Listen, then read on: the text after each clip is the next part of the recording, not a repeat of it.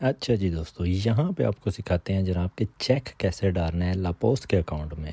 तो काइंडली ये देख लीजिए, ये मशीन है जनाब जहाँ पे आप लापोस्ट का अकाउंट है जिनका चेक डालेंगे। देखिए स्क्रीन क्लिक करेंगे तो वो आपको बोल रहा है कि चेक के पीछे आप अपना अकाउंट नंबर और साइन करें, भूलना नहीं है, हमेशा पीछे अकाउंट नंबर लिख के साइन करने हैं। और ये देखिए, अगर आपका करंट अकाउंट है CSA पे तो लेफ़्ट वाला, अगर लीवरे आ या लीवरे बे कोई भी है तो राइट। मेरा इधर ये वाला तो मैं ये लिखूँगा। उसको क्लिक किया तो ये स्क्रीन आ गई है। वो बोल रहा है अकाउंट नंबर लिखें, जो आपका अकाउंट नंबर है जनाब लीवरे आ का वो इस पे लिखें। तो मैं इधर ये अकाउंट अपना लिख रहा हूँ, तो थोड़ा छुपा लूँगा, चेक ना डाल दें यार मेरे अकाउंट में। इतने देर ये पूबेल देखें, ये क्या है, पूबेल होता है गंद की टोकरी, ठीक है जी। पूबेल देखें तो अकाउंट नंबर जब आप लिखते हैं, अकाउंट नंबर लिख के और जो आखिर पे लफ्ज़ होता है वो लिख के आप वैलिड करते हैं तो निशान इस तरह आ गया कि चेक डालें।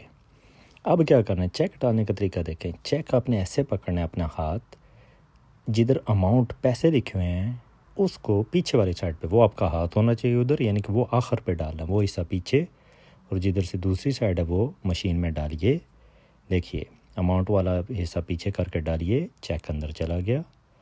लो जी, मशीन उसे रीड कर रही है, ये सामने आ गया, जो अमाउंट लिखी है वो नज़र आ गई है कि ये अमाउंट का चेक है। अब वो कह रहे हैं कि अमाउंट लिखें आप, कि इतनी अमाउंट का आपने चेक डाला है। 100 लिखा हुआ है, देखिए वहाँ पे आप 100 लिख के वाली दे करें। वो पूछ रहे ये करेक्ट है, अगर ठीक है तो वही करें, अगर गलत है तो नो करें, तो दोबारा सही कर लें।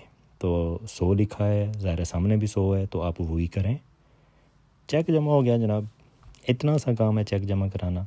अगर आपको वो पूछ रहे हैं आपके देखें कि आप इसी अकाउंट में एक और चेक जमा कराना चाहते हैं, अगर आपके पास एक और चेक हो तो आप वही करेंगे, तो दोबारा इसी तरह ही चेक डालेंगे। अगर एक ही चेक डालना है आपने तो नो करें, तो जनाब की रसीद निकल आएगी। ये रही आपकी रसीद और आपका चेक जमा हो गया।